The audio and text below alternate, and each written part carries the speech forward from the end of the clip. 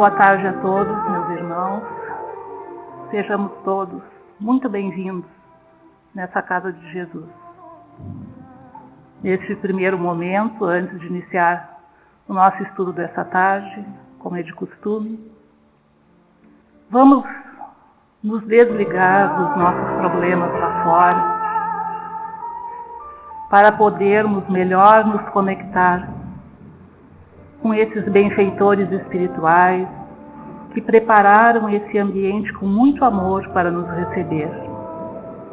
Desde o momento em que adentramos lá na porta, os amigos espirituais já estão nos envolvendo em suas harmonias, observando as nossas necessidades, e por isso nós somos gratos a Deus, nosso Pai, a Jesus, o divino amigo de todos nós, que nos envolve neste momento em suas bênçãos de paz e de harmonia.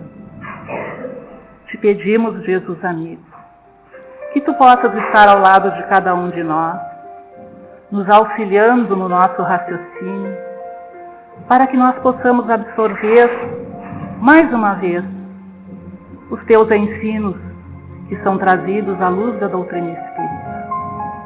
Que possamos estar, então, atentos, na certeza de que Jesus está conosco. Que assim seja.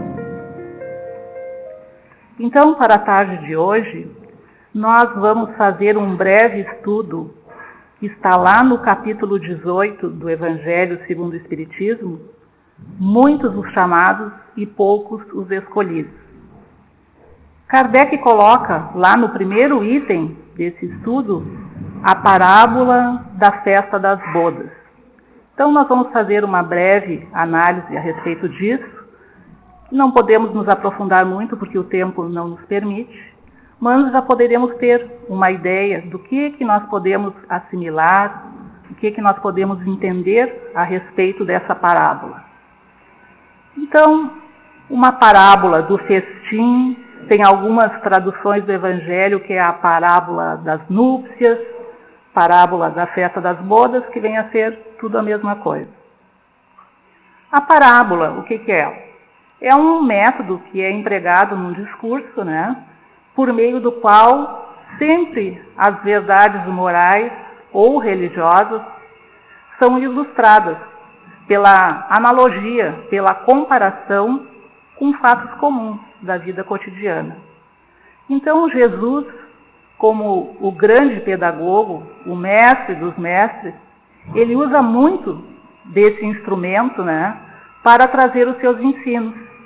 E ele traz no seu evangelho narrativas que são sempre repletas de alegorias, mas que sempre envolvem algum preceito moral, alguma verdade importante, porque afinal de contas, tudo que Jesus dizia se aproveitava. Então a parábola da festa das bodas é a última parábola antes do sermão profético, que foi aquele discurso final de Jesus, um pouco antes do seu martírio na cruz. Por isso, essa história vem nos falar de um convite que foi feito diversas vezes para o festim das bodas do filho de um rei, feito para pessoas diferentes e em momentos diferentes, tendo, ao final de tantos chamados, poucos escolhidos. Então, vamos ver o que o Evangelho de Mateus nos traz nessa passagem.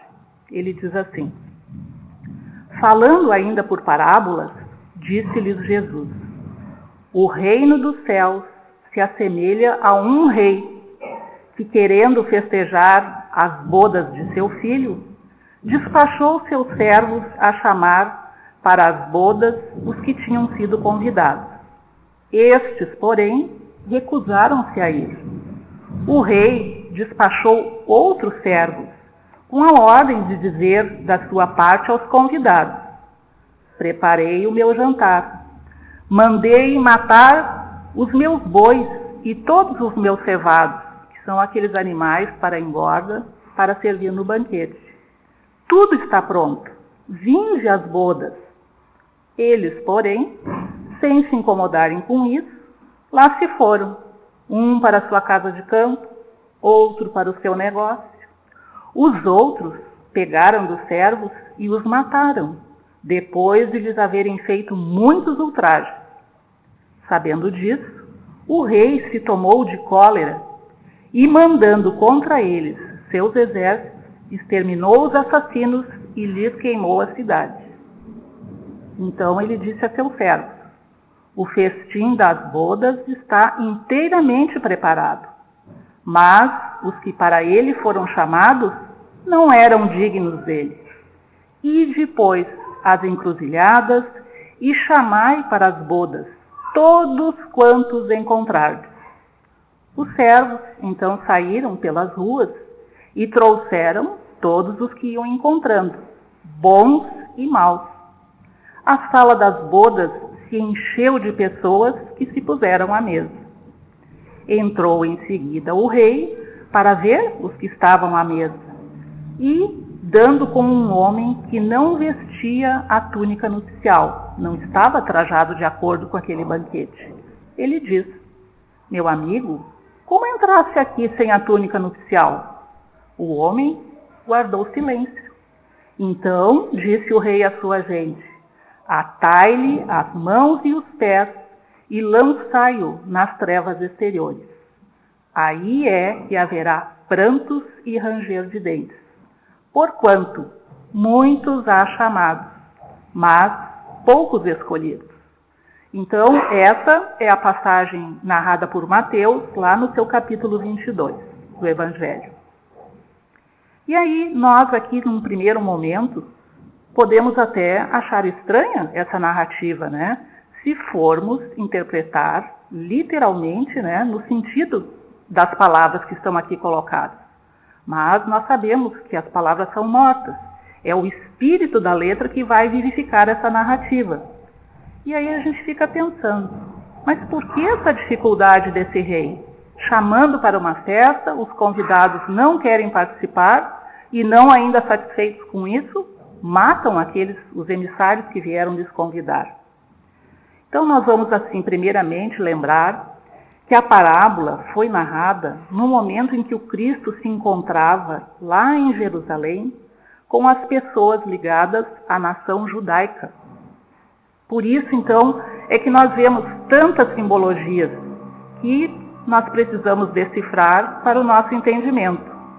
Aí os termos casamento, bodas, núpcias, o que caracterizavam? Caracterizavam a aliança entre Deus e os homens. Portanto, o festim das bodas é uma festa que simboliza a comunhão entre a criatura e o seu Criador. Essa observação que nós devemos fazer, então, é quanto à importância do casamento lá para a tradição judaica. Tanto que naquele tempo as festas duravam 7 dias, porque era um acontecimento muito valorizado por eles. Tanto que já na primeira aparição pública de Jesus, que ele faz, se dá numa festa de casamento, nas bodas de Caná.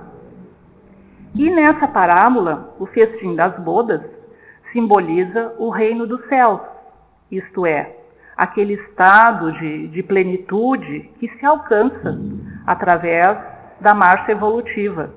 E essa marcha é regida por uma lei divina, a lei do progresso, que vai rumo à luz imperecível. O festim ele ocorre porque o rei, isto é, Deus, Criador de todas as coisas do universo, decide comemorar as núpcias do seu filho Jesus com a humanidade. Então, a gente vê que o simbolismo das núpcias ele é muito profundo. Ele vai, na verdade, reportando ao nosso ego, aquele nosso eu interior, esse eu interior que tem que se ligar, o homem, com Deus, com Cristo. E para comemorar esse enlace matrimonial, o que o rei faz? Ele pede que os servos chamem os convidados. Mas e aí, quem são esses servos? são classificados como servos todos aqueles que fielmente cumprem a vontade de Deus.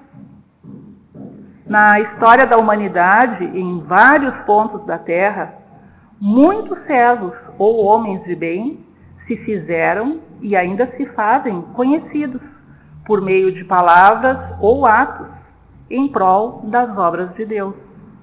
Lá na antiguidade nós temos os profetas que Deus já mandou fazendo esse convite para a humanidade, né? Depois, ali um pouquinho antes de Jesus chegar com a sua palavra, nós temos João Batista anunciando, convidando esse povo para a chegada do Messias.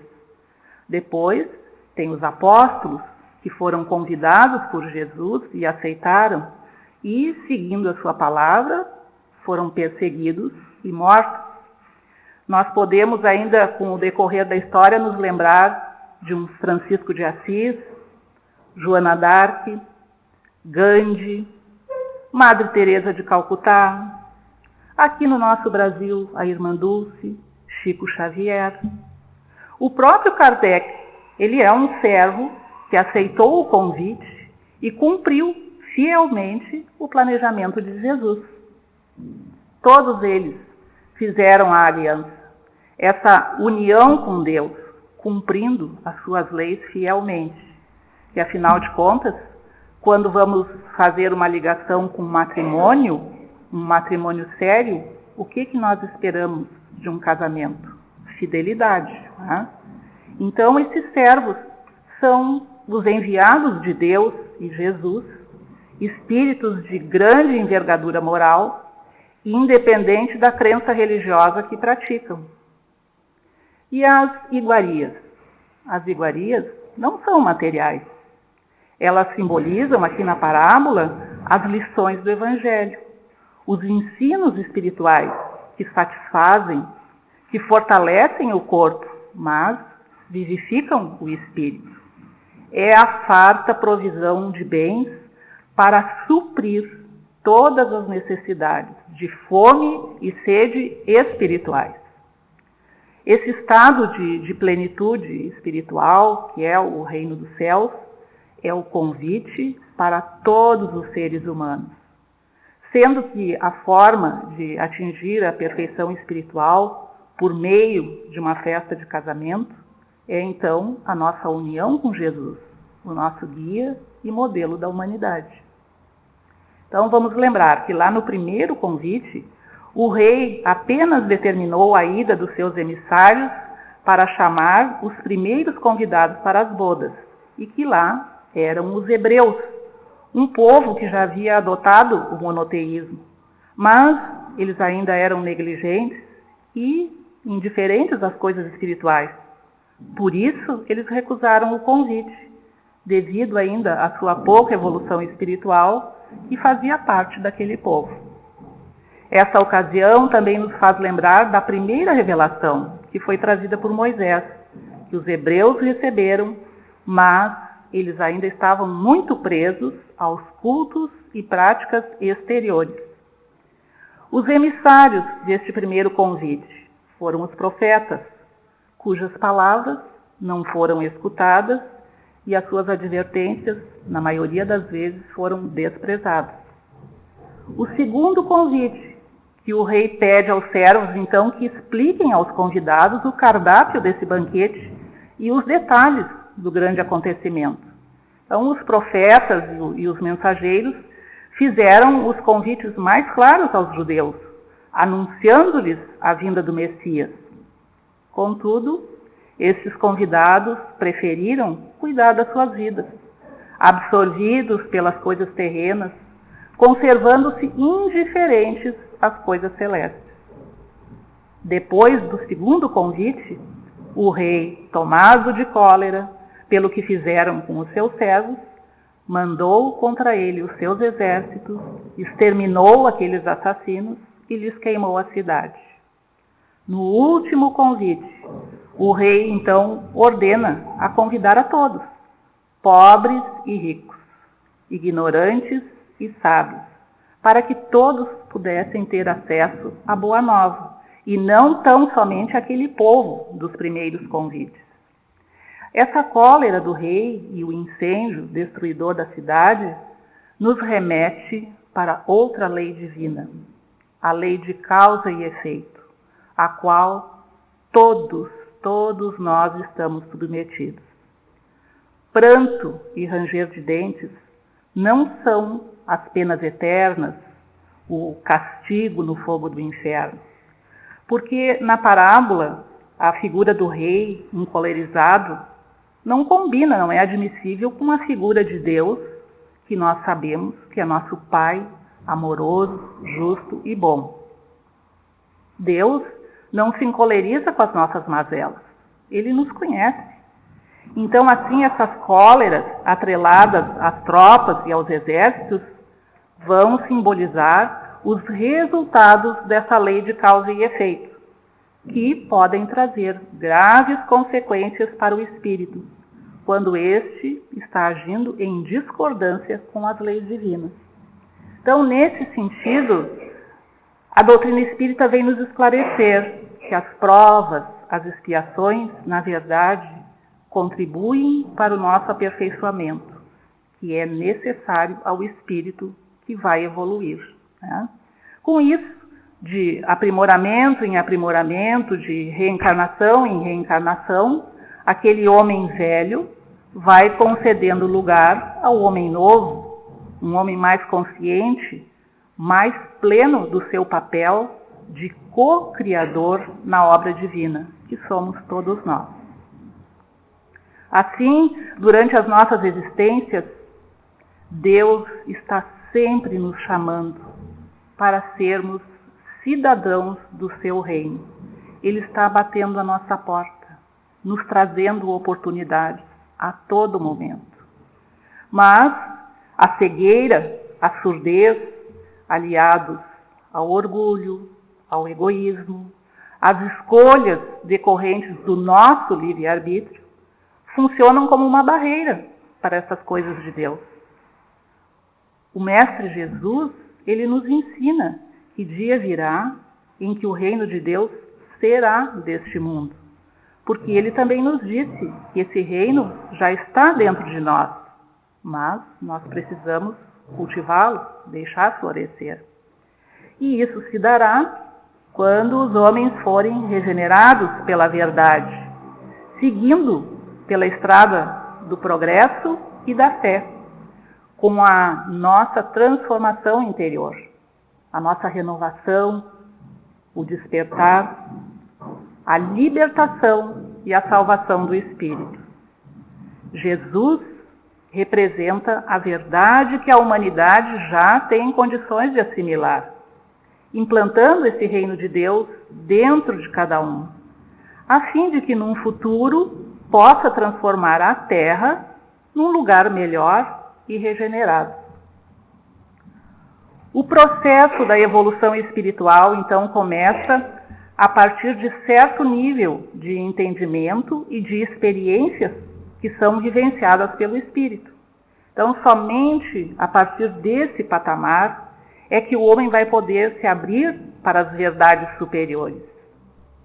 Vejamos que hoje já existem milhares de pessoas que receberam algum tipo de educação moral de diferentes credos, diferentes religiões, mas ainda não aceitam o convite de se melhorarem, pois preferem atender às sensações imediatistas e transitórias da vida material, que é uma clara demonstração ainda do nosso egoísmo.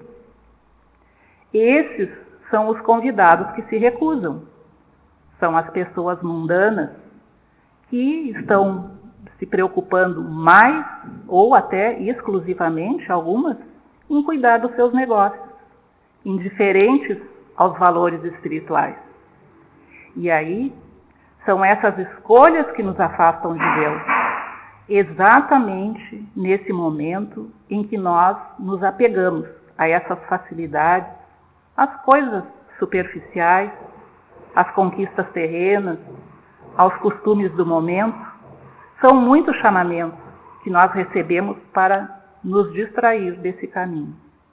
Dessa forma, então, a gente vê quanto ainda o número de cristãos que segue o Evangelho ainda é pouco. Em geral, são pessoas que até algumas ouvem, leem, outras falam, interpretam, pregam as verdades imortais, mas, no fundo, poucos se esforçam para vivenciá-las, para serem o exemplo de Jesus. E aí essas pessoas vão vivendo, não se mostrando preocupadas com a salvação da própria alma. E estão sempre adiando aquele momento da transformação espiritual. São criaturas que ficam tão absorvidas, tão alienadas, como se estivessem adormecidas com esse dia a dia, que não se dão conta, não sentem a necessidade do Evangelho e vão se distraindo das prioridades espirituais. São infelizes, mas não se dão conta aonde é que precisa haver essa mudança.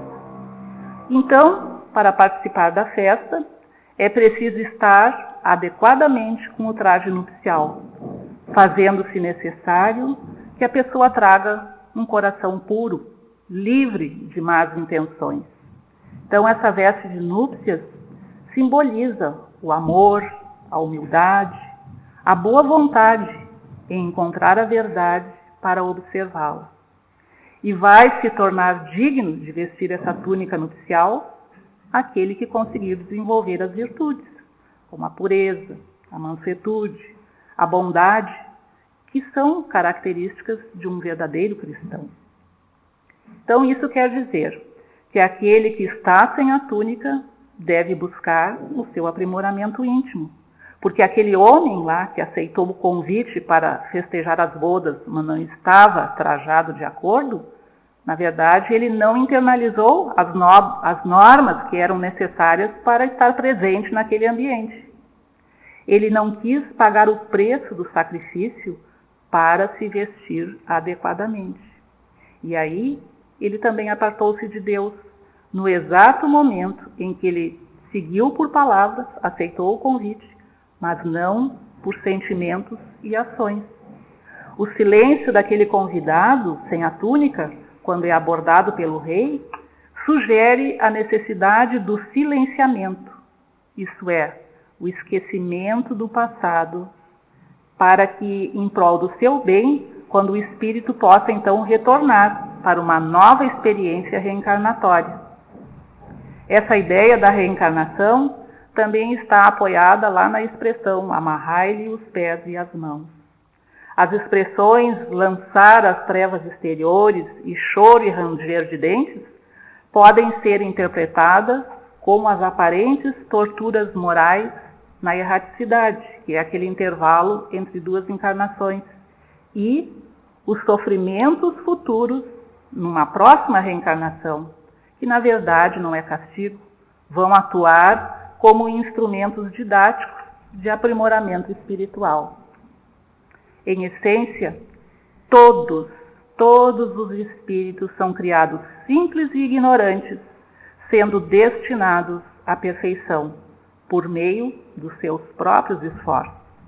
Assim, o convite para participar do festim se encontra escrito na nossa consciência, na consciência de todos, desde o momento da criação do espírito, de cada espírito. Por isso, e a todo momento, todos os espíritos são chamados a deixar de gravitar em torno de si mesmos, do próprio ego, para gravitar em torno de Deus e de suas leis. É preciso que o espírito seja guiado por aquele preceito do mandamento maior: amar a Deus sobre todas as coisas e ao próximo como a si mesmo.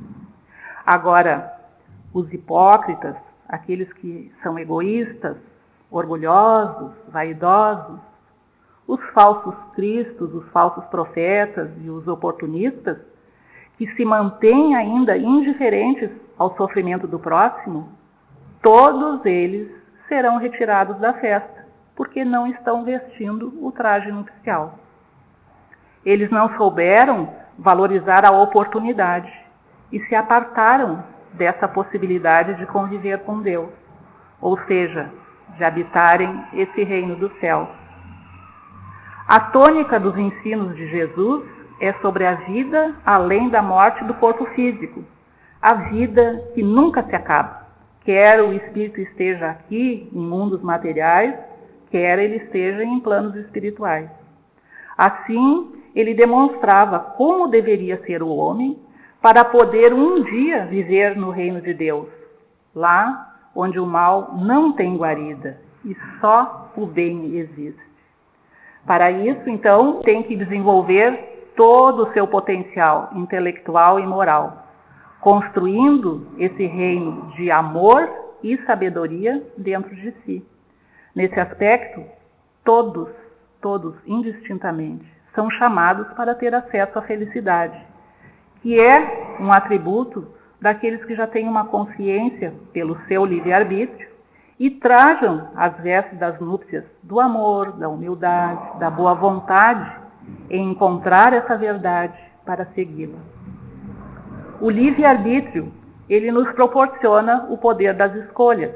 Então, somos responsáveis por elas, inclusive pelas consequências e os males que causam a nós próprios e aos nossos semelhantes.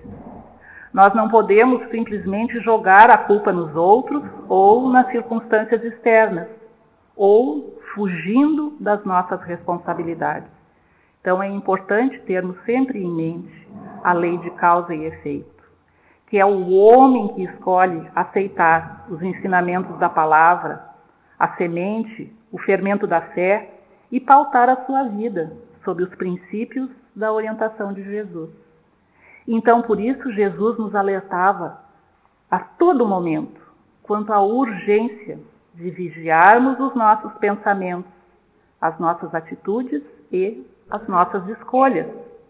É que as nossas tendências, de espíritos imperfeitos que ainda somos, são verdadeiras armadilhas que nos distanciam do Pai e, por consequência, nos afastam das suas bênçãos, da sua proteção, da sua inspiração, do seu amor. Duas são as estradas que se apresentam aos homens, a da evolução e a da degradação. Também são duas as portas que se abrem a toda criatura humana, a porta da vida e a porta da morte. Aqueles que caminham pela estrada da evolução hão de forçosamente passar pela porta estreita que conduz à vida. A estrada da evolução é apertada. Poucos são os que passam por ela, mas grande é o número daqueles que não querem acertar, pois ouviram dizer que ela é apertada. A estrada da degradação, essa é larga, é fácil. Muitos são os que passam por ela e também não querem sair, porque ela é espaçosa, ela lhes oferece uma série considerável de distrações, de zonas de conforto, e estreita é a porta da salvação, porque o homem que escolhe passar por ela terá que fazer grandes esforços sobre si mesmo para vencer as suas más tendências, coisa que muitos poucos se resignam. É o complemento da máxima. Muitos são os chamados, mas poucos os escolhidos. O chamamento e a escolha dependem da conduta de cada ser que deseja aproveitar este momento agora, este momento de vida aqui na Terra, para preparar o seu futuro espiritual. Porque, meus irmãos, chamados, todos nós já fomos. Nós viemos sendo chamados desde aqueles tempos. Porque isso depende de Deus. Agora, escolhidos, ainda somos poucos, porque está dependendo de nós. E Deus não escolhe os capacitados. Ele capacita os escolhidos. E o nosso tempo passou, então eu espero que, dessa maneira, esse breve estudo dessa tarde tenha esse propósito de nos levar a refletir, a buscar maiores esclarecimentos à luz da doutrina espírita, de acordo com as palavras do nosso Mestre Jesus, para que elas possam chegar no íntimo de cada um de nós, que aqui nos encontramos, não por acaso, encarnados e desencarnados. Que essa mensagem possa ser recebida em nosso coração como as sementes num solo fértil, germinando, produzindo bons frutos, que nos conduzirão com toda certeza aos braços do Pai Celestial. Então, vamos iniciar agora esse movimento de permanecermos em Deus e procurando identificar quais as situações que costumam nos afastar dele. Afinal de contas, somos todos seus filhos e por isso merecemos habitar o seu reino. Mas há uma condição para isso. Para construir esse reino de Deus em nossos corações, nós precisamos vestir esse traje nupcial, que vai nos tornar mais pacíficos, mais amorosos, mais corajosos e com maior capacidade de perdoar. Eu espero que esses conteúdos possam contribuir para a necessária reforma íntima na busca da paz interior e do nosso progresso intelectual, moral e espiritual. Muito obrigada pela atenção e fiquemos em paz.